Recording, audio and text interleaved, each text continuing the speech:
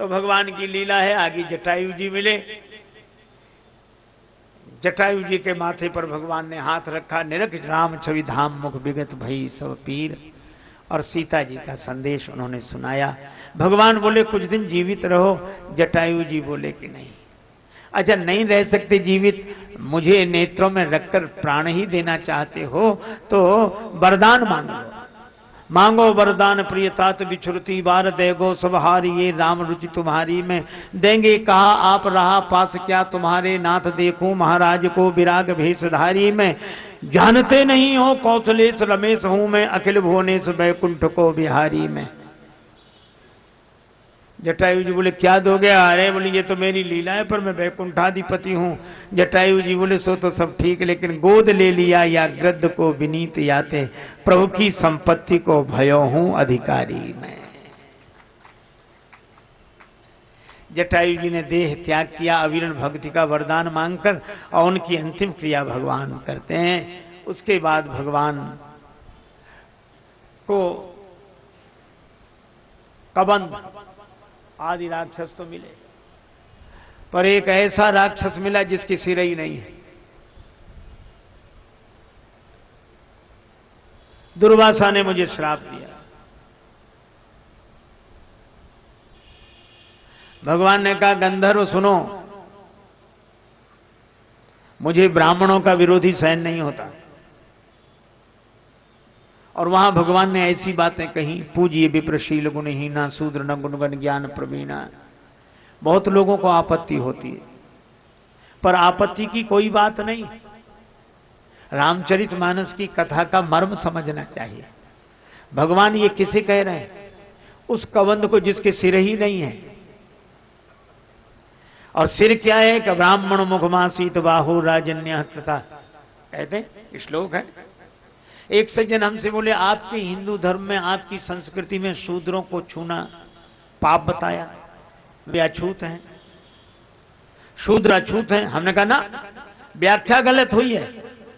हमारी संस्कृति में शूद्र अछूत नहीं है। बोले इसका प्रमाण? हमने कहा जिस संस्कृति में चरण ही छुए जाते हो वहां शूद्र अछूत कैसे होंगे? शूद्र चरण है, या चरण ही छुए जाते हो और सिर रखा जाता है चरणों में। शूद्रो पदो भी जायते। समाज में तो ये चार वर्ण हैं, लेकिन भगवान ने शरीर में ये चारों वर्ण किए हैं। ये सिर ब्राह्मण का रूप है, सारा ज्ञान इसी को है। हाथ क्षत्रिय हैं, सिर पे लाठी मारे तो हाथ, पेट पर लाठी मारे तो हाथ, चरणों पर तो हाथ, ये क्षत्रिय। और उधर वैसे गुप्त है, ये गुप्ता जी, इनकी फैक्ट्री चलती रहती भीतर ही भीतर, और इनसे तीनों को शक्ति मिलती है, सिर को, हाथों को, चरणों को।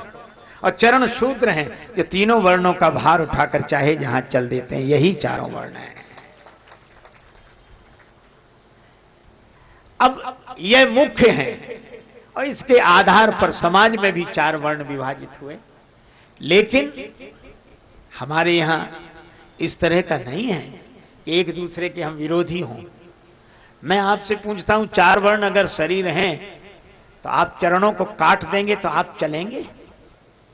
एक जगह बैठे बैठे चाहे जितनी अपनी महिमा गाते रहो, पर चरणों के बिना आपकी गति नहीं होगी। मैं भी कहता हूं हम लोग कितने ही विरोध करके अपनी महिमा प्रगटाते रहें, लेकिन हमारी कोई गति नहीं होगी। हम जहां हैं वहीं के वहीं पड़े रहेंगे, पुरानी बातें करते रहेंगे और कुछ नहीं कर सकेंगे। लेकिन चरण हो चले तो, लेकिन दिमाग ना हो, दोनों जरूरी हैं। इसलिए मैं कहता हूं कि हमारे चारों वर्ण वंदनीय हैं और चारों वर्ण पूजनीय हैं। लेकिन ब्राह्मण की जो बात कही वो इसलिए कही, ज्ञान का सम्मान है वो। मान लो ईंटें सब समान हैं, मंदिर में लगी हुई हैं, लेकिन जो ईंटें मंदिर की ड्योढ़ी पर लग गई हैं, सिर तो वहीं टेकना पड़ता है। उससे क्या अंतर पड़ता है?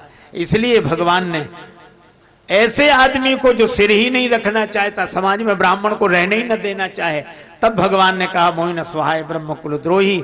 लेकिन तुलसीदास जी का समन्वय और समानता देखो। कबंध को गति देने के बाद भगवान गए कहां? ताहे दे गति राम उदारा, शबरी के आश्रम पग धारा। भगवान शबरी माता के आश्रम में गए और यहां कह रहे थे मोहि न सुहाए ब्रह्म कुल द्रोही, और शबरी माता से कहा, कह रघुपति सुन भामिनी बाता, मानो एक भक्ति कर नाता। मैं एक भक्ति के नाते को ही स्वीकार करता हूं और किसी नाते को नहीं। और इसीलिए मुझे लगता है कि हमारे यहां तीन हैं, धर्म, भक्ति और ज्ञान। हमारे पुराने महात्मा कहते थे, बाल का आदि, अयोध्या का मध्य, उत्तर का अंत, जो समझे सो पूरा संत। और मुझे लगता है इन तीनों में रामचरितमानस के तीन महिमामय सूत्र हैं। बालकांड के आदि में धर्म, प्रताप भानु के प्रसंग में ब्राह्मणों के ढंग से नहीं चला, ब्राह्मणों को अपने ढंग से चलाना चाहा, रावणत्व को प्राप्त हुआ। लेकिन धर्म में ब्राह्मण की प्रधानता है, ब्राह्मण के बिना जीवन धर्ममय नहीं होगा। पर एक सीमा है इनकी। दूसरा है संत, जहां संत की प्रमुखता है वहां ब्राह्मण की प्रमुखता नहीं है। तुम अपने क्षेत्र में काम करो, और संत की जहां प्रधानता वहां क्या मिलेगा? का ब्राह्मण के कारण जीवन धर्ममय होता है और संत के कारण जीवन भक्तिमय होता है। सो बिन संत न काहू पाई। और मुझे लगता है कि जब धर्म से धुलाई होती है जीवन की, तब भक्ति के रंग में मन रंग जाता है।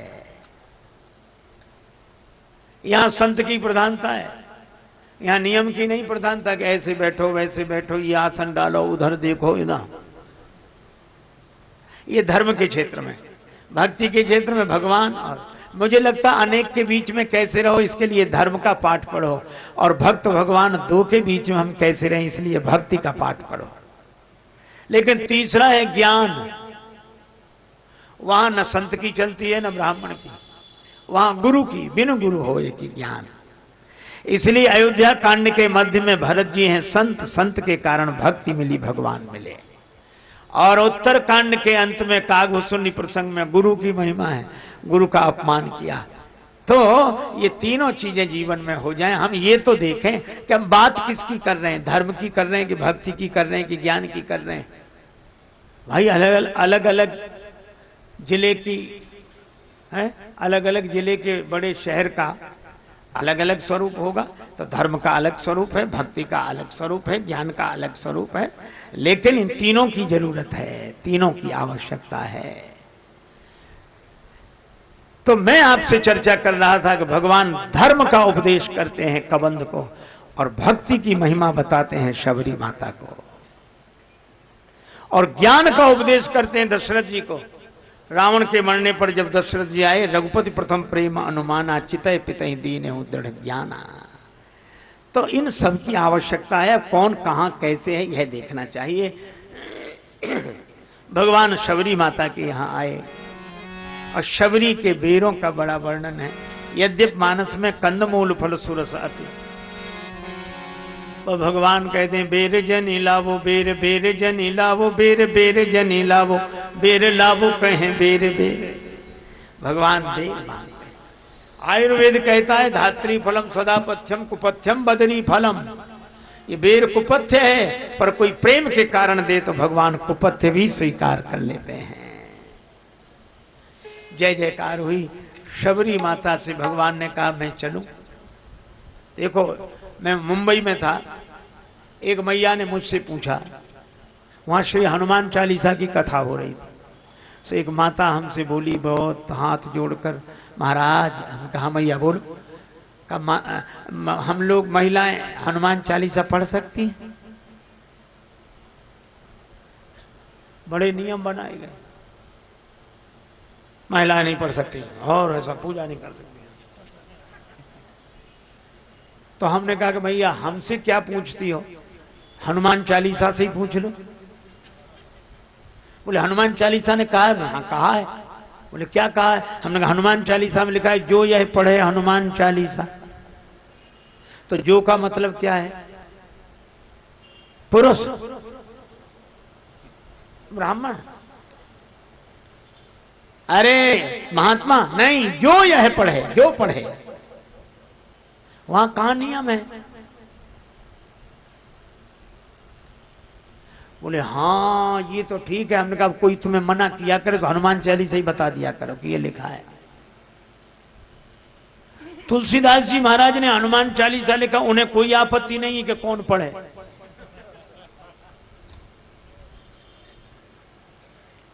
और आपत्ति उन्हें है जिन्होंने लिखा ही नहीं है। बल्कि जब ये लिखा गया था तो आपत्ति करने वाले ही लोग उस समय भी विरोध कर रहे थे, क्यों लिखा, और लिख गया तो बहुत बढ़िया है, लेकिन अब आपत्ति है। कुछ लोग कहते रामचरितमानस पढ़ना है, नहीं महिलाएं नहीं। और वो एक आदमी ने तो किताब लिख दी, मैं उसकी चर्चा नहीं कर रहा हूं, लेकिन केवल एक बात कह रहा हूं। रामचरितमानस में लिखा क्या है, जे गावई यही चरित सम्हारे, ते यही ताल चतुर रखवारे। जे गावई, तुलसीदास जी को तो आपत्ति नहीं है, जे गा, उन्हें जिन्होंने लिखा उन्हें आपत्ति नहीं, हमें आपत्ति है। हम ठेकेदार बने बीच में। और फिर भगवान शबरी माता से 9 प्रकार की भक्तियों का वर्णन करते हैं और अंत में क्या कहते हैं कि माता ये 9 भक्तियों में से एक भी किसी के जीवन में हो। और सबसे पहले नाम किसका लिया, पढ़कर देखना, 9वां एकौ जिनके होई नारी, पुरुष सचराचर कोई। भक्ति तो स्वयं माता है, इसलिए माताओं को भी भगवत भक्ति का अधिकार भगवान ने दिया है, तुलसीदास जी ने दिया है। भगवान बोले मां मैं चलूं, शबरी बोली अभी नहीं, आपके पहले मैं चलूं। भगवान को देखते देखते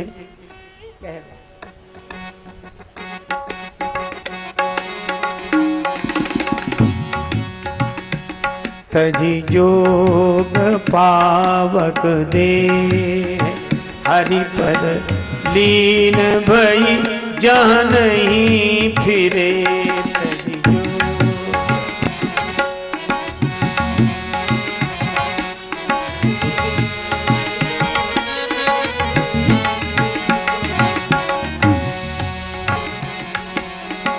तजी जोग पावक देह हरि पद लीन भई जहाँ नहीं फिरे। तजी जोग पावक दे हरि पद लीन भई जहाँ नहीं फिरे। तजी शबरी माता ने भगवान को देखते देखते देह का त्याग कर दिया। भगवान आगे बढ़े, ऋषिमुख पर्वत की ओर बढ़े। सुग्रीव जी ने देखा, भय लगा, श्री हनुमान जी से कहा कि आप जाकर देखो, आप समाचार देना। और यही मुझे लगता है कि भगवान को देखना हो तो सदगुरु की दृष्टि से देखना चाहिए। हनुमान जी ब्राह्मण रूप धारण करके गए, प्रणाम किया, पूछा कौन है आप जो क्षत्रिय रूप में विचरण कर रहे हैं। राम जी बहुत हंसे, मन ही मन। हनुमान जी भेष तो बड़ा अच्छा बनाया, हर कोई कह देगा कि बिल्कुल ब्राह्मण देवता हो, पंडित जी हो, ब्राह्मण हो, लेकिन इतनी बड़ी गलती कर दी कि साधारण आदमी भी कह देगा कि ब्राह्मण नहीं। क्यों? मुझे क्षत्रिय कह रहे हो सिर झुकाकर, वो ब्राह्मण कैसा जिसका सिर क्षत्रिय के आगे झुक जाए? ब्राह्मण कैसा जिसका सिर क्षत्रिय के आगे झुक जाए? बड़ा। हनुमान जी भी मन ही मन खुश हुए, बोले प्रभु आपको क्या लगता है? राम जी बोले बने बनाए ब्राह्मण हो, असली नहीं हो,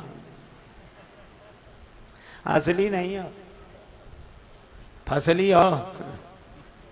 क्षत्रिय को देखकर सिर झुक गया, कैसे काहे कि ब्राह्मण? तो हनुमान जी भी मुस्कुरा कर बोले ये तो ठीक है कि हम ब्राह्मण इसलिए नहीं लग रहे क्योंकि क्षत्रिय के आगे सिर झुक गया, लेकिन महाराज अगर हम ब्राह्मण नहीं है तो आप भी क्षत्रिय नहीं हो। बोले तुमने कैसे जाना कि हम क्षत्रिय नहीं है? हनुमान जी बोले वो क्षत्रिय कैसा जिसका सिर ब्राह्मण के आगे न झुके, तो आपका भी तो नहीं झुका। तो अगर हम ब्राह्मण नहीं है, बने बनाए हैं, तो आप भी क्षत्रिय नहीं हो, बने बनाए हो। हम आपके भक्त का काम बनाने के लिए ब्राह्मण बनकर आए और आप धरती का भार उतारने के लिए क्षत्रिय बनकर आए। भगवान ने अपने को छिपाया, हनुमान जी ने पहचान लिया। उस जमाने की बात है जब संत भी छिपाते थे, भगवंत भी छिपाते थे। हनुमान जी भी अपने को छिपाए हैं, भगवान भी अपने को छिपाए हैं। हनुमान जी ये स्वीकार नहीं कर रहे कि हम संत नहीं, हम नहीं, और भगवान भी छिपाए हैं। आनंद ही और था, तब अब जमाना बदल गया है, कोई बात नहीं, बदलता रहता है। पहले छिपाते थे, आजकल छपाते हैं, बस ज्यादा अंतर नहीं, थोड़ा मात्रा इधर की उधर हो गई। एक महात्मा से किसी ने कहा कि महाराज आप अपनी जीवनी बताओ, जीवनी लिखा। तो महात्मा बोले अभी से क्या लिखते हो जीवनी, याद किए रहो। फिर बोले जब डोली उठ जाए तब लिखना, जब चले जाएं तब लिखना, अभी तो नाव समुद्र में का जाने का होए। एक महात्मा जाते थे वृद्धा के यहां भिक्षा के लिए, जाकर बैठे, तब तक किसी की अंतिम यात्रा निकली। वो बुढ़िया बोली महाराज जरा बैठना, मैं देख आऊं ये मरने वाला स्वर्ग या कि नरक। महात्मा को बड़ा आश्चर्य हुआ कि ये तो हम नहीं जानते, ये कैसे जान जाएगा। बोले भाई 1 मिनट पता लग जाएगा, अभी आते। या गई, महाराज स्वर्ग गया। महात्मा बोले तूने कैसे जाना? अरे बोले महाराज इसमें कोई बड़ी भारी बात थोड़ी, जिसके पीछे हजारों लोग रोते जा रहे हैं, बड़ा अच्छा आदमी था, चला गया, समझ लो वह स्वर्ग गया है, अच्छा काम किया इसलिए। और जिसके पीछे कई लोग जबरदस्ती भला मरा, सबको परेशान, अच्छा बढ़िया, तो यहां परेशान कर तो नरक ही गया, ऐसा कहां स्वर्ग जाए। महात्मा बड़े प्रसन्न हुए, और वही महात्मा दूसरे के यहां गए, सो बुढ़िया से भिक्षा मांगी। बुढ़िया क्या बोली, बाबा हमारे एक प्रश्न का उत्तर दे दो। क्या? बोले तुम्हारी दाढ़ी मूंछ अच्छी है कि हमारे कुत्ता की पूंछ? बाबा थे माधव दास जी महाराज वृंदावन। सो बाबा हंसते, अरे भैया फिर कभी उत्तर नहीं दिया। तुम्हारी दाढ़ी मूंछ अच्छी कि मेरे कुत्ता की पूंछ अच्छी? कोई उत्तर नहीं। एक दिन पता लगा कि बाबा ने शरीर छोड़ दिया। सो बुढ़िया दरवाजे पे आके खड़ी हो गए, विमान जा रहा है, उतारो। हमें उत्तर नहीं दिया, उत्तर दिए बिना कैसे जा रहे, देना पड़ेगा। अरे कहा कि बाबा गए, बोल नहीं उतारो, उतार दिया। सो चरण पकड़ लिए, हिलाने लगी, बाबा उत्तर दो। अब चरण ही पकड़ लिए तो बाबा के शरीर में प्राण आ गया। बाबा उठकर बैठ गए, बोले मेरा तो एक ही सवाल है कि जाते जाते ये बताओ मेरे कुत्ता की पूंछ अच्छी कि तुम्हारी दाढ़ी मूंछ अच्छी? सो बाबा अपनी दाढ़ी मूंछ पे हाथ फेर के बोले कि तेरे कुत्ता की पूंछ से तो 100 गुनी मेरी दाढ़ी मूंछ अच्छी है। तो बुढ़िया बोली बाबा ये तो मैं भी जानती थी, पर आपने उत्तर दिया क्यों नहीं? जिंदगी भर उत्तर नहीं दिया। बाबा बोले अगर मैं उत्तर देकर ये कह देता कि मेरी दाढ़ी मूंछ अच्छी है और मुझे अभिमान हो जाता, तो भगवान की लीला कोई नहीं जानता, कोई ना कोई काम ऐसा हो जाता मेरे द्वारा कि तेरे कुत्ता की पूंछ अच्छी हो जाती है। लेकिन अब ज्यों की त्यों धर दीनी चदरिया, तो अब मैं कह रहा हूं कि मेरी दाढ़ी मूंछ अच्छी है। और इसीलिए छिपा कर रखते थे। छोटा सा पौधा, उसके पास आसपास घेरा लगाना पड़ता है, नहीं तो बकरियां चर जाएंगी। हाँ वो विशाल वृक्ष बन जाए तो हाथी बंधे रहते हैं।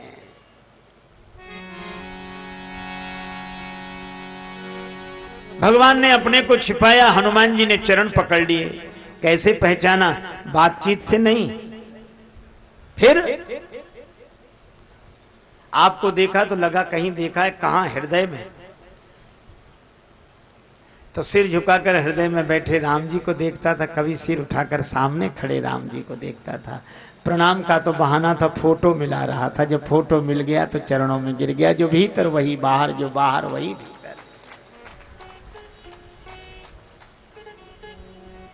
भगवान ने कहा कि हे ब्राह्मण देवता अपनी कथा सुनाओ। हनुमान जी बोले हमारी क्या कथा होगी, हमारी तो व्यथा है।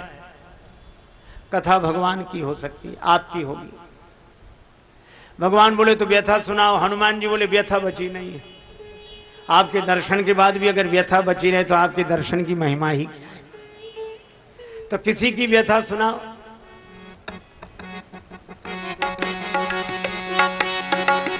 नाथ शैल पर कपिपति रहे, पद कपिपति रही। सो सुग्रीव दास तव आई। सो सुग्रीव दास तव आई। तेहि सननाथ मैत्री कीजे, दीन जाने तेहि अभय करीजे। दीन जाने तेहि अभय करीजे।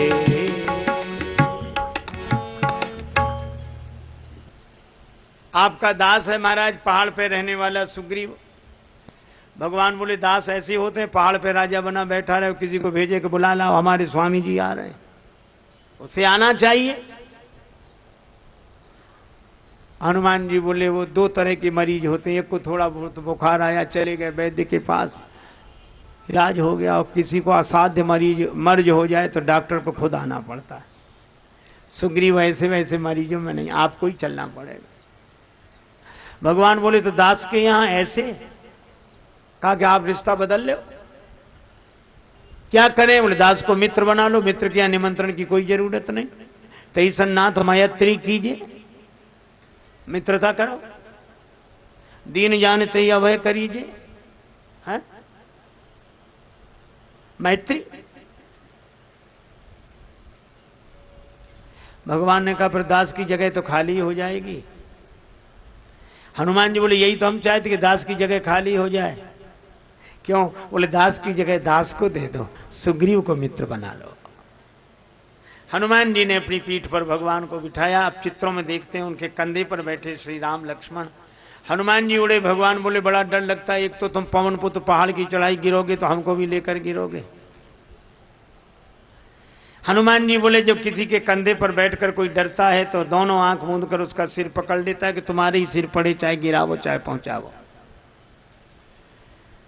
आप ऐसे ही करो। भगवान ने नेत्र बंद करके हनुमान जी का सिर पकड़ा, लक्ष्मण जी ने भी वैसे ही, हनुमान जी ने दोनों के चरण पकड़कर हृदय से लगा लिए। कहा कि प्रभु अब आप निश्चिंत हो जाओ, अब आप नहीं गिरेंगे, आप तो तब गिरेंगे जब हम गिरेंगे। तो तुमने कैसे जाना कि तुम नहीं गिरोगे? हनुमान जी बोले जिसके माथे पर आपने हाथ रख दिया हो, अगर वो भी गिरेगा तो बचेगा कौन? हनुमान जी लेकर आए। तब सुग्रीव राम कहूं देखा, पावक साखी देय कर जोरी प्रीत दृढ़ाए। अग्नि को बीच में रखकर सुग्रीव जी की राम जी की मित्रता कराई। लक्ष्मण जी ने कहा सुग्रीव तुम लकड़ी की तरह, राम जी अग्नि की तरह लकड़ी समर्पण कर रही है, अग्नि लकड़ी को अपना रूप बना रही है। पर राम जी बोले तीसरे को भूल गए, आग लकड़ी दोनों पवन के बिना नहीं मिल सकते। तो जैसे पवन के बिना आग लकड़ी नहीं मिल सकते, इसी तरह पवन कुमार के बिना सुग्रीव और राम जी नहीं मिल सकते। पर हनुमान जी बोले महाराज हम बीच में नहीं हैं। फिर कौन है बीच में? हनुमान जी बोले बीच में तो वो है जो पावक के बीच में है। पावक के बीच में कौन है? हनुमान जी बोले आपने ही कहा था जानकी माता से तुम पावक मां करो निवासा। तो पावक के बीच में जो जानकी माता है उनके कारण राम और सुग्रीव मिले हैं। जय जयकार हुई। और हनुमान जी ने तो तुम उपकार सुग्रीव वही कीना, राम मिलाय राजपद दीना। उपकार सुग्रीव वही कीना, राम मिलाय राजपद दीना। सुग्रीव जी को राज्य दिलाने वाले हनुमान जी, सुग्रीव जी के कहने से जानकी माता को खोजने वाले हनुमान जी। उन खोजने वालों में समुद्र किनारे सब ठहर गए, पर समुद्र पार जाकर जानकी जी का पता लगाने वाले हनुमान जी। जय जय बजरंग बली श्री हनुमान जी, जय जय बजरंग बली श्री हनुमान जी, जय जय बजरंग बली हनुमान जी, जय जय बजरंग। योद्धा नहीं कोई और आपके समान जी, जय जय बजरंग बली श्री हनुमान जी, जय जय बजरंग बली श्री हनुमान जी, जय जय बजरंग।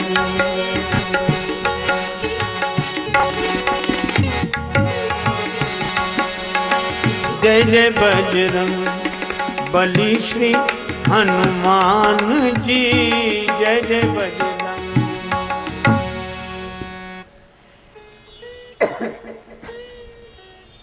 सीता जी का समाचार लाने वाले हनुमान जी, राम जी लक्ष्मण जी को लेकर जाने वाले हनुमान जी। युद्ध हुआ बड़ा भयंकर, पर सारे युद्ध में महिमा हनुमान जी की। बंधता नहीं सागर पाहन से, दल बानर भालू कहां लगी ढोते। सत जोजन सिंधु तरंग तरंगित, जान के जान कोई नहीं खोते। रहते रघुवीर अधीर पुनि, बनवासी बने सिय वियोग में रोते। गढ़लंक निशंक अजय रहता, हनुमान हठी जो सहाय न होते। जय।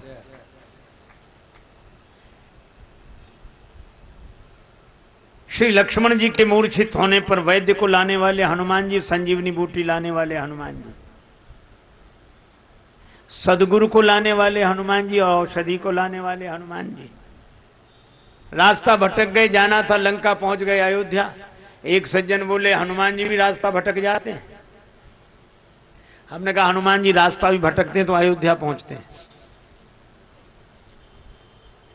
भरत जी ने बाण चला दिया, हनुमान जी राम राम कहकर गिरे। भरत जी ने बिना फल का बाण चलाया, मानो संकेत था कि बाण हमारे हाथ में, फल भगवान के हाथ में। हनुमान जी गिरे, राम राम कहकर भरत जी को लगा अपराध हो गया। प्रार्थना की, हनुमान जी की मूर्छा दूर हुई।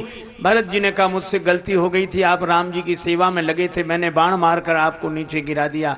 हनुमान जी बोले गलती तो मुझसे हो रही थी, अयोध्या में आकर भी ऊपर ऊपर से निकला जा रहा था, तो आपने बड़ी कृपा की जो बाण मार के नीचे गिरा दिया। मानो संकेत किया कि जिस धरती पर भगवान ऊपर से नीचे उतर कर आते हैं, उस धरती पर तो नीचे उतर आओ। हनुमान जी आए। लक्ष्मण मूर्छा के प्रसंग में कई पंक्तियां ऐसी हैं जिनका अर्थ ही नहीं लगता, खींचतान करके अर्थ लगाना पड़ता है। बहुत लोग लगा, निज जननी के एक कुमारा, तो शत्रुघ्न जी सुमित्रा जी के अकेले पुत्र तो है नहीं, लेकिन लोगों ने अर्थ वो कौशल्या जी के लिए, अपने लिए कह रहे हैं। और ये हमने कहा एक दो का लगा लोगे फिर। नारी हित प्रिय बंधु गमाई, मिले न जगत सहोदर भ्राता, सहोदर भाई हैं। कैसे कैसे अर्थ लगाओगे? अरे हमने कहा अर्थ लगाने की जरूरत नहीं है। क्यों नहीं है? आप इस प्रसंग के बाद में पढ़ो क्या लिखा है। प्रभु प्रलाप सुनि कान, विकल भये बानर निकर। प्रलाप है, विलाप नहीं। दुख की दोनों अवस्थाएं हैं, पर विलाप तब जब आदमी को होश रहे कि मैं क्या कह रहा हूं, और प्रलाप तब जब दुख की इतनी अति हो जाए कि होश ही न रहे कि क्या कह रहा हूं। भगवान के दुख की वह दशा है कि विलाप नहीं, प्रभु प्रलाप सुनि कान, और प्रलाप तो अनर्गल होता ही है। विकल भये बानर निकर, आए गए हनुमान, जिम करुणा महावीर रस। वैद्य ने उपाय किया, लक्ष्मण जी की मूर्छा दूर हुई। भगवान ने हृदय से लगाया, लक्ष्मण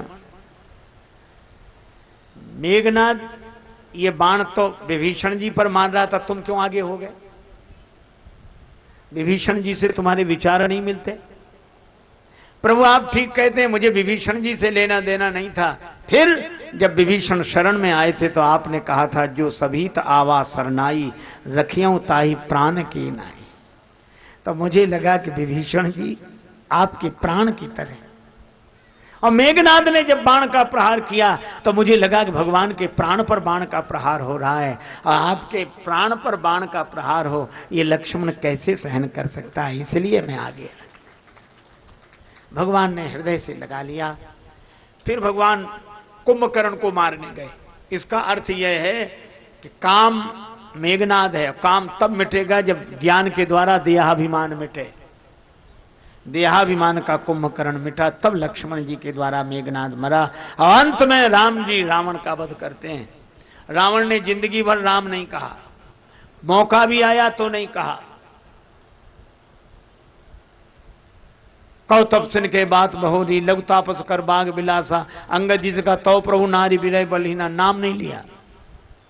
शंकर जी भी सोचते थे कि अच्छा चेला मिला, मंत्र याद नहीं है इसे। लेकिन जिंदगी भर तो नहीं लिया, भगवान का अंतिम बाण लगा तो डोली भूमि गिरत 10 कंधर। और क्या बोला रावण, कहा राम रन हथों पचारी, राम कहा। शिव जी बोले कि चलो चेले ने दीक्षा सफल तो कर दी। हमारे यहां कहा गया है कि जीवन में अगर कोई कुछ न कर पाए, अंत में राम कह ले तो उसका उद्धार हो जाता है। कई लोग खिल्ली उड़ाते हैं इस बात की। क्या कहते मालूम ये बेकार की बात है, मन को लुभाने की बातें हैं, कुछ नहीं होता ऐसा। जिंदगी भर पाप करो, अंत में राम कह लो तो कल्याण हो जाए ना। झूठी बातें। और जो झूठ नहीं कहते वो भी लिखा है। लेकिन चलो ठीक है भाई, इस नाम से किसी तरह आदमी लग जाता है कोई। लेकिन मैं आपसे कहता हूं कि मैं दावे के साथ प्रतिज्ञा पूर्वक कहता हूं, ये बात 100% से भी अधिक सत्य है। कैसे? बोले ये कैसे कहते हैं आपके एक बार राम कहने से कल्याण हो जाएगा? हमने कहा हम तुमसे पूछते हैं, जरा हमें एक बात बताओ। बोले क्या? हमने कहा विद्यार्थी साल भर ना पढ़े, गैर हाजिर रहे और अंत में परीक्षा देते समय बगल वाले की सही नकल करके लिख दे कॉपी में, तो पास माना जाएगा कि फेल? तो जब अंत में परीक्षा के दिन सही लिखने वाला पास हो जाता है, तो अगर अंत में सही नाम लेने वाला का उद्धार हो जाए तो कौन सा आश्चर्य है। इसलिए पर हमारी बुद्धि उल्टी, हम अर्थ ही अलग लगाते हैं। एक सज्जन हमसे बोले कि युधिष्ठिर जी को आप धर्मराज कहते हैं? हमने कहा वो धर्मराज हैं। अरे बोले काहे कि धर्मराज अच्छे आदमी भी नहीं है। हमने कहा क्यों? जुआ खेल गए, पत्नी को दांव पे लगा दिया, ये धर्मराज के लक्षण है? धर्मात्मा भी नहीं, बेकार। हमने उनसे कहा एक बात बताओ, कोई विद्यार्थी परीक्षा दे रहा हो, 100 नंबर का पर्चा हो और उसमें उसके 75 नंबर आ जाए, 25 ना आए, तो पास माना जाएगा कि फेल? बोले पास माना जाएगा। हमने क्यों, 25 तो नहीं आए? अरे बोले नहीं, अधिक तो है उसके, 75 बहुत है, अच्छे नंबरों से पास है। तो हमने कहा कि इसी तरह युधिष्ठिर जी धर्मराज हैं। बोले कैसे? हमने कहा जो जुआ खेल गए, जो तुम्हें बात ठीक नहीं, उतने नंबर काट लो, उतने नंबर काट के देखो जिंदगी कैसी है। बड़े बड़े महापुरुषों में भी दोष देखते हो, एक दोष पे वो विश्वामित्र ऐसे, वो ऐसे, वो उनके द्वारा ऐसे हो गया, वो इनके। अरे वो इन महापुरुषों की कृपा है कि अपनी जीवनी को प्रकट करके लिखा, और आप हल्दी की गांठ पे पंसारी की दुकान खोलते एक जरा सी गलती पे 1 लाख वर्ष की तपस्या भूल जाओगे विश्वामित्र जी के। भगवान ने उन्हें गुरु बनाया है। इसी तरह ऐसा नहीं कि हमारे ग्रंथों में ऐसे ही सब लिखा है, नहीं, एक बार भी नाम ले ले उसका उद्धार हो जाता है। रावण का हुआ उद्धार। रावण से पूछा कि जिंदगी में काहे को नहीं लिया? रावण बोला गलत आदतें थी, क्या नाम लेते, स्वभाव बदल नहीं सकता था। राम का नाम ले, गलत काम करें तो हमने कहा नाम ही नहीं लेते। लेकिन अब गलत काम करने की नहीं रही, अब राम कहकर जा रहा हूं पार। रावण का उद्धार हुआ। भगवान श्री जानकी जी को बुलाते हैं, विभीषण जी का राज्य तिलक होता है। मंदोदरी आई, डोली में बैठकर बड़ी बातें सोच रही है, पता नहीं मेरे साथ राम जी क्या व्यवहार करेंगे। लेकिन राम जी ने देखा डोली आ रही, विभीषण जी से कहा कौन का? मंदोदरी। भगवान राम उठकर खड़े हुए, मंदोदरी ने डोली का पर्दा हटाया। राम जी खड़े थे, हाथ जोड़कर प्रणाम किया, मैं माता मंदोदरी को प्रणाम करता हूं।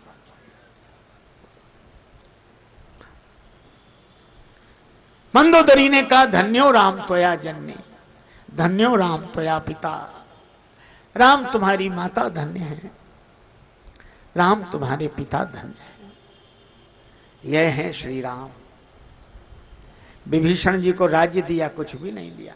और एक बात जो भगवान ने विभीषण जी से कही, हम लोगों के मतलब की है।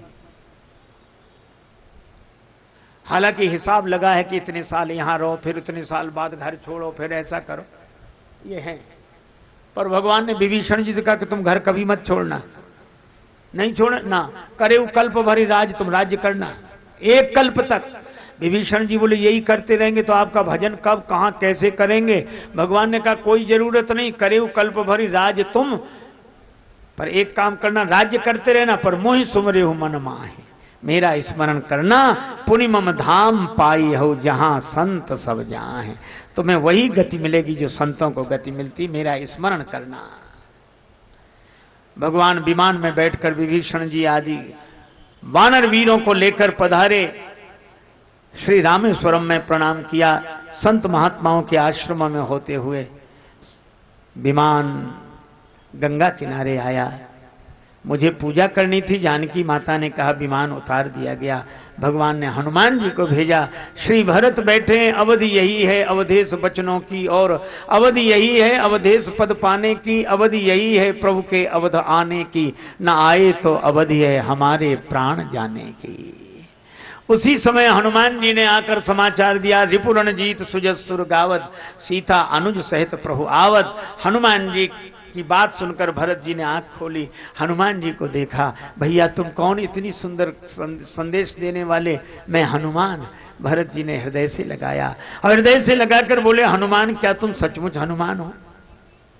मैं आपने मिल चुका हूं, आपने पहचाना नहीं? नहीं नहीं, मेरे नेत्र कहते हैं कि तुम हनुमान हो, पर जब तुम्हें हृदय से लगाता हूं तो ऐसा लगता है जैसे राम जी मुझे मिल गए हों। मिले आज मोहे राम प्रीति, तुम्हारे मिलने से राम जी के मिलने का भान होता है, क्यों ना हो जास हृदय आगार बसई राम सरचाप धर। भगवान ने सोचा विमान में बैठकर बाद में चलेंगे, पहले हनुमान में बैठकर चलें, भरत से मिलन हो जाए। अयोध्या में पूरी तैयारी, माता सगुन मना रही है। भरत जी सहित कुछ लोगों ने समाचार दिया, अयोध्या के लोग उमड़कर बाहर आ गए। आकाश की ओर देख रहे हैं, 14 दिन बाद पूर्णिमा का चंद्र आता है। आज 14 वर्ष बाद अयोध्या के चंद्र श्री रामचंद्र पधार रहे हैं। सब लोग ऊपर देख रहे हैं। विमान से भगवान ने देखा, बड़ी भीड़ देखकर श्री सीता जी से कहा, कितने वेश बनाएं कि सबसे मिलना हो जाए? जानकी माता बोली, आप तो अमित वेश बनाओ। भगवान अमित वेश बनाते हैं और सबसे मिलना हो गया। उसके बाद भगवान उतरे, गुरुदेव के चरणों में प्रणाम किया, ब्राह्मणों के चरणों में प्रणाम किया, माताओं के चरणों में प्रणाम किया। तब तक उन्हें लगा कि उनका चरण किसी ने पकड़ लिया है। किसने? भरत ने। भरत को देखकर राम रो पड़े। राम जी ने कहा, उठ भाई, तुलसका न तुझसे राम खड़ा है, तेरा पलड़ा बड़ा भूमि पर आज पड़ा है। मैं बन जाकर हंसा किंतु घर आकर रोया, और खोकर रोते लोग भरत में पाकर रोया। लोग माला पहनाना चाहते थे, नहीं पहना सके। स्वागत में कैसे पुष्पमाल पहिरावे, हम जानहु न पावे को राम को भरत हैं। राम जी मिले, कैकेयी माता के पास गए, ताहि प्रबोधि बहुत सुख दीन्हा। लोग गए गुरु जी के पास कि राम जी को आज ही सिंहासन पर बिठा। बोले आज क्या थके मांदे आए, कल बिठा देंगे। बोले कल नहीं। क्यों? बोले पहले भी यही गड़बड़ी हुई थी, ये रात तो बीच में आनी नहीं चाहिए। ठीक है, तैयारी करो। भाइयों ने कहा, प्रभु आपको स्नान करा दे। राम जी बोले, मुझे नहीं, पहले मेरे सखाओं को स्नान कराओ। अरे राम राज्य का यही स्वरूप होना चाहिए।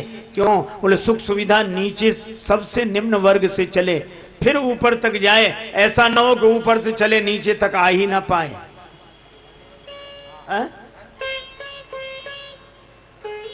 सखाओं का स्नान। फिर राम जी तीनों भाइयों को स्नान कराते हैं। करी मज्जन प्रभु भूषण साजे, अंग अनंग देख सत लाजे। सत्ता का प्रेमी नहीं, सेवा का प्रेमी होना चाहिए। और गुरुदेव का आज्ञा आदेश पाकर जटाएं बिबराई और स्नान किया। स्वावलंबन श्री सीता जी को सासू माताओं ने स्नान कराया। करी मज्जन प्रभु भूषण साजे, अंग अनंग देख सत लाजे। भगवान सिंहासनासीन हुए। श्री वशिष्ठ जी ने तिलक किया, ब्राह्मणों ने को आदेश दिया, उन्होंने तिलक किया, जय जयकार हुई। लेकिन मैं कहता हूं कि राम जी जैसा चरित्र की एक विशेषता है, एक ऐसी विशेषता है जो किसी में नहीं है। मुझे नहीं दिखाई पड़ी, शायद आपको कोई प्रमाण मिले तो बताना। राम जी के पूर्व भी अनेक महिपाल हुए जिनका कि इतिहास में उल्लेख, राम जी के पूर्व भी अनेक महिपाल हुए जिनका पुराणों में उल्लेखनीय नाम है। पुराणों में अनेक राजाओं का वर्णन है। और बाद में भी बादशाह, बेगम और भूप नृप हुए हैं, अनेक इतिहास में तमाम हैं। पर एक ही परंपरा रही, राजा रानी रहे महल बीच, राजा दरबार करें, यही रही परंपरा, लगाना विराम है। लेकिन सीता को साथ लेके बैठे राज्य सिंहासन, ऐसे तो राजेश एकमात्र भूप राम है। सीता राम जी सिंहासनासीन हुए, वशिष्ठ जी ने तिलक किया, आरती उतारी। लोगों ने कहा हमने अपनी आंखों के आगे राम जी को राजा के रूप में देखा। राम जी बोले हमारे पीछे देखो कौन, भरत क्या लिए हैं, छत्र, उस छत्र की छाया में बैठा कौन है? का प्रभु आप। राम जी बोले अगर राम राजा बना है तो भरत की छत्र छाया में, संत की छत्र छाया में ही राम राज्य आता है। भरत जी ने कहा कि मैंने तो छत्र उठाया इसलिए किसकी छाया मुझे मिल जाए। पर लोगों ने भरत जी से कहा कि आपको पीठ पीछे की सेवा क्यों दी? मैं कुटिल हूं, पापी हूं, पर भगवान ने दूर नहीं किया, पीछे तो रखा। और राम जी से कहा क्यों? राम जी बोले जब कोई किसी से हार जाता है तो पीठ दिखा देता है, मैं तो भरत से हार गया हूं इसलिए पीठ दिखा दी। ऐसे ये श्री सीता राम जी की जो पावन कथा, राम राज्य हुआ हम लोगों के बीच में। अब हमारे श्री भैरूलाल जी आपको कुछ सूचनाएं देना चाहते हैं, वो सूचनाएं सुनो, उसके बाद भगवान नाम संकीर्तन के साथ वाणी को विराम दिया जाएगा। और आप सभी के प्रति, ऊपर नीचे बैठे हुए सब के प्रति, संत महापुरुषों के प्रति भगवत भाव से सादर प्रणाम। सिय राम मैं सब जग जानी, करो प्रणाम जोर जुग पाने। और आप एक ही आशीर्वाद मुझे दें, सीता राम चरण रति मोरे, अनुदिन बढ़ाओ अनुग्रह तोरे। अब श्री भैरूलाल जी के द्वारा सूचनाएं। गुरुदेव भगवान की जय, संत भगवान की।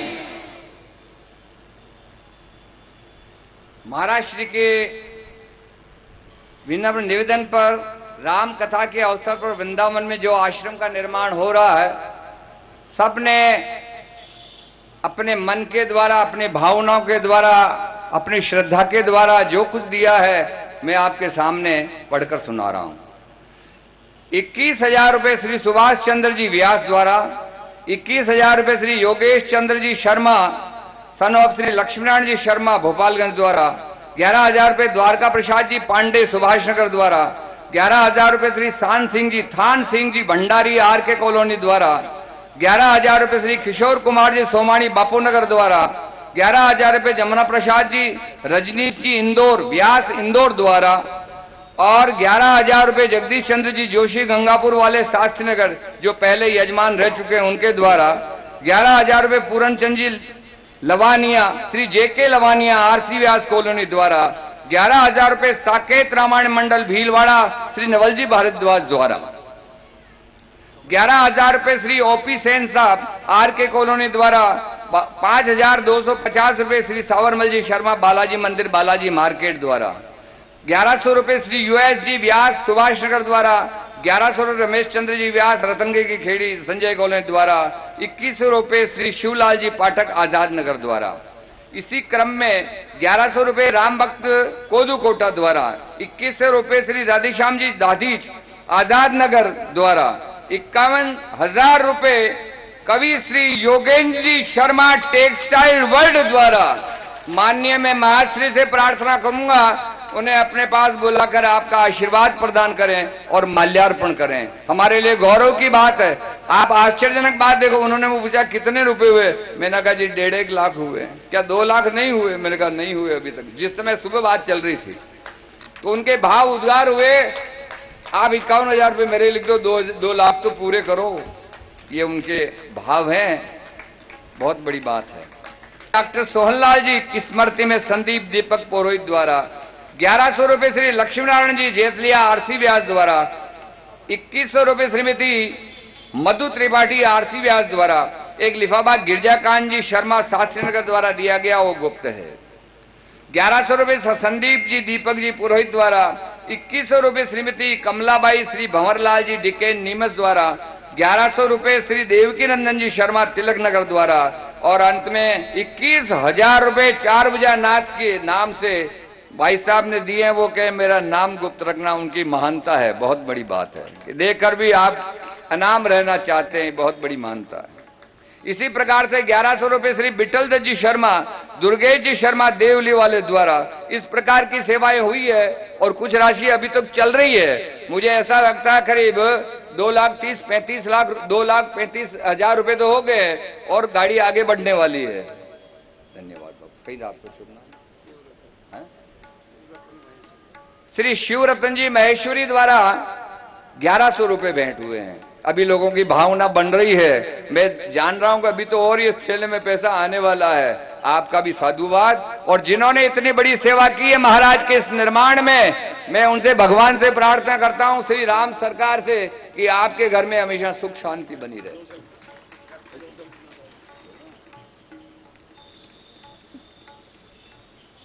मंगलम भगवान विष्णु मंगलम गरुड़ध्वज मंगलम पुण्डरीकाक्ष मंगलास्तनो हरि। परम आदरणीय स्वामी जी राजेश्वरानंद जी महाराज के चरणों में प्रणाम करते हुए और सभी पधारे हुए संत समागम को प्रणाम करते हुए एवं सभी श्रोताओं को प्रणाम करते हुए मैं 2 शब्द अर्ज कर रहा हूं। ये आयोजन भगवत कृपा से, प्रभु कृपा से, महाराज जी के आशीर्वाद से हुआ और इसमें जिन जिन साथियों का सहयोग रहा उन सभी का मैं आभार प्रदर्शन करता हूं और प्रभु उन्हें अपने उन्नति प्रदान करे, चरणों में रति प्रदान करे। मैं इस योग्य नहीं था कि ये आयोजन कर सकूं, या ये प्रभु कृपा और महाराज जी के आशीर्वाद से संभव हुआ है और ये आयोजन आज पूर्णता की ओर अग्रसर हो रहा है। इस अवसर पर मैं महाराज श्री का पुनः भारी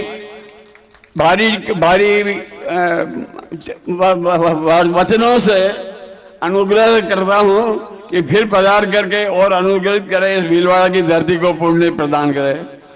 और सभी साथियों का मैं पुनः जो इस कार्य में सहयोग प्रदान करते रहे हैं उनका आभारी प्रदर्शन करता हूं और सभी श्रोताओं का भी पुनः गदगद स्वर से आभार प्रदर्शन करता हूं कि पधार करके महाराज जी के वचनों का श्रवण किया।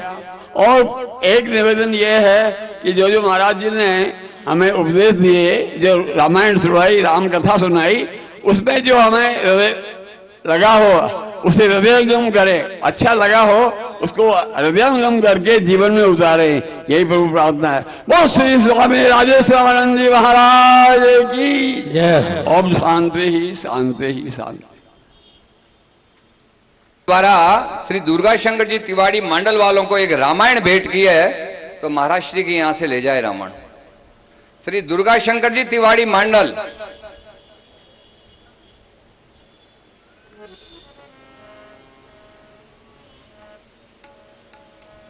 जरा जल्दी पधारे, समय का ध्यान रखें ना।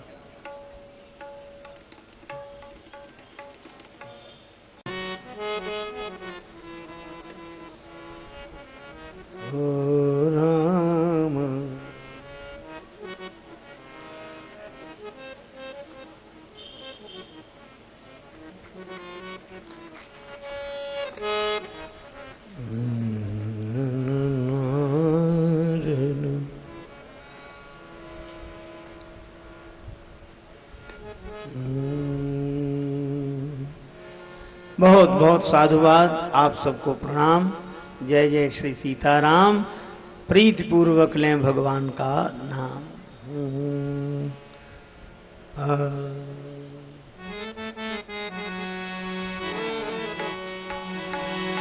हरे राम राम राम सीता राम राम। हरे राम राम राम सीता राम राम राम। हरे राम राम राम सीता राम राम राम। हरे राम राम राम सीता राम राम राम। हरे राम राम राम सीता राम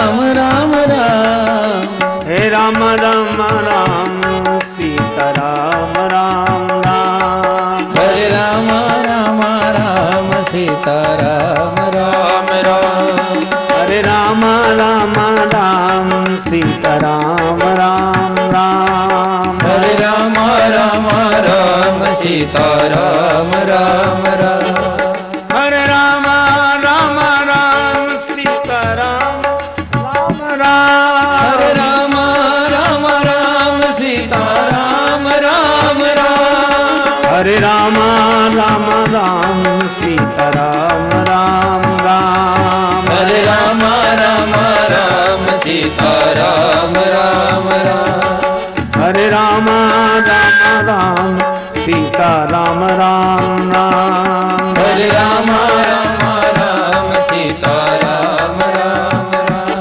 सीता राम राम राम, सीता राम राम राम, सीता राम राम राम राम राम, राम राम राम राम राम राम। श्री सीताराम जी महाराज की जय हो। सिय सिय सुमिरत राम जू सिय सुमिरत श्री राम, जुगल नाम राजेश जपि भगत लहें विश्राम। श्री हनुमान जी महाराज की जय।